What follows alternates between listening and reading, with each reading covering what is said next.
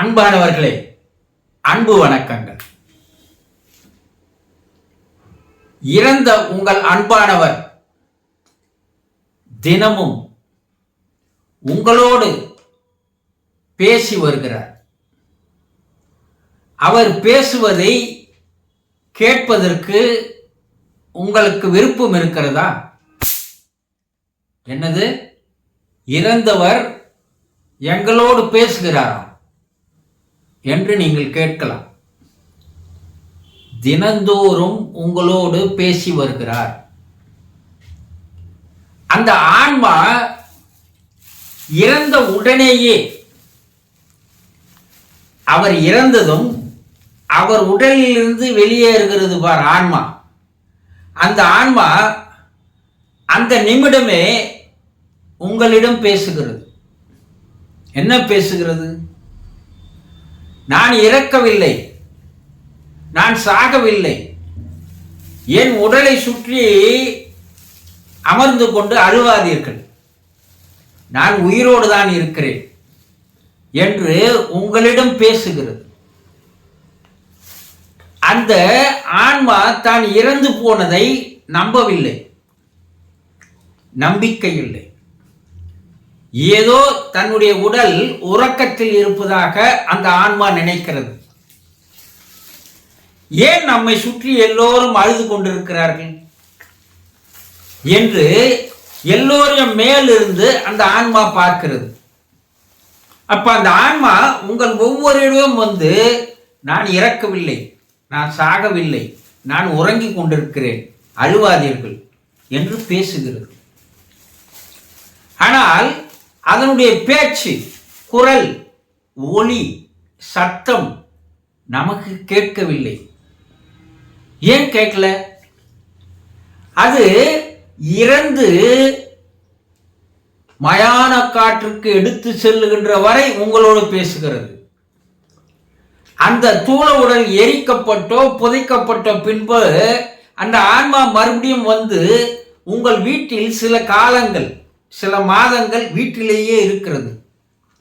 அப்போதும் உங்கள் ஒவ்வொருவரிடம் பேசி வருகிறது. தனிப்பட்ட முறையில் ஒவ்வொருவரிடமும் வாழும் பொழுது எப்படி பேசியதோ, எப்படி பழகியதோ, எப்படி உறவாடியதோ, அதே போல சிறிதும் மாற்றம் இல்லாமல் அது உயிரோடு இருப்பதாக நினைத்து கொண்டு அந்த சூக்கும உடலானது உங்களிடம் வந்து வந்து பேசுகிறது. ஆனால் உங்களால் கேட்க முடியவில்லை, அவ்வளவுதான். ஏன் கேட்க முடியல?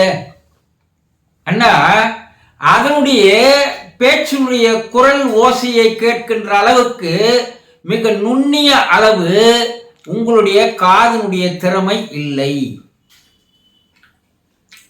இந்த உலகத்துல ஓங்கார ஓசை என்று ஒரு ஓசை இயங்கிக் கொண்டே இருக்கிறது.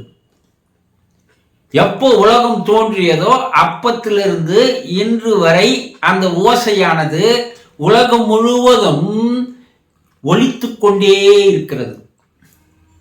அதே ஓசையானது உங்கள் உடலுக்கு உள்ளேயும் ஒலித்துக் கொண்டிருக்கிறது.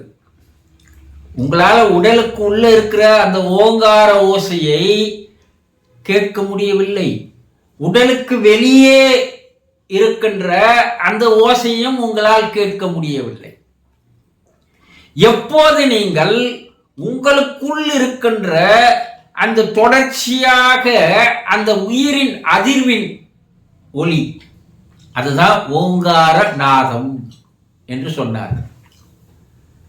அந்த ஓங்கார நாதத்தை நீங்கள் உன்னிப்பாக 2 காது, 2 கண், 2 நாசி துவாரம், இந்த 6 துவாரத்தை மூடிக்கொண்டு உள்ளே மனதை சிறிது நேரம் அமைதியான நிலைக்கு நீங்கள் எடுத்து சென்றால், உள்ளே உங்களுடைய நாபி சக்கரத்தில் இருந்து அந்த ஓசையானது வரக்கூடிய ஓசையை நீங்கள் கேட்க முடியும். ஒரு சங்கு எடுத்து காதுல வச்சீங்கன்னா அந்த சங்கு உள்ள ஒண்ணு இல்லை, காலியா தான் இருக்குது. ஆனா அந்த சங்கிலிருந்து அந்த ஓங்கார ஓசை ஓம் என்ற ஓசை வரும். எப்போது நீங்கள் உங்களுக்குள் இருக்கின்ற வருகின்ற அந்த ஓசையை கேட்பதற்கு திறமை பெற்று விடுகிறீர்களோ, வல்லமை பெற்றவர்களாக மாறிவிடுகிறீர்களோ, அப்போது இந்த வெளி உலகில் நடக்கின்ற அந்த ஓங்காரநாதத்தினுடைய ஓசையையும் உங்களால் கேட்கக்கூடிய அளவிற்கு உங்களுடைய செவித்திறன் மிக நுண்ணிய அளவு ஓசையை கேட்கின்ற திறமை பெற்றுவிடும். பின்பு உங்களுடைய இறந்த அன்பானவர், அவர் உங்களோடு வாழ்ந்து வந்தாலும் சரி, மேல் உலகில் இருந்து உங்களோடு பேசுவதாக இருந்தாலும் சரி, அவருடைய பேச்சினுடைய ஓசையை, குரலை உங்களால் கேட்க முடியும் என்பதில் எந்த விதமான சந்தேகமும் இல்லை. உலகில் இதை திறமை பெற்றவர்கள் நிறைய பேர் இருக்கிறார்கள். ஆன்மாவோடு பேசுகின்ற அவர்கள் அதனுடைய பேச்சினுடைய குரலை, ஓசையை கேட்கிறார்கள். அப்ப இறந்த உங்க அன்பானவர் தினமும் எந்த நேரமும் உங்களோடு பேசிக்கொண்டே இருக்கிறார், பேசி வருகிறார். அந்த ஓசையை உங்களாலும் கேட்க முடியும். அவர் என்ன பேசுறாரு?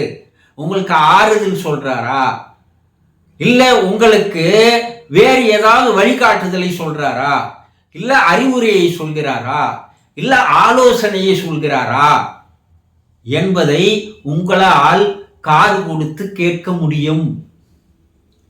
அதற்கு முதலில் உங்கள் உள் இருக்கின்ற ஓசையை கேட்கின்ற திறமையை நீங்கள் வளர்த்து கொள்ள வேண்டும்.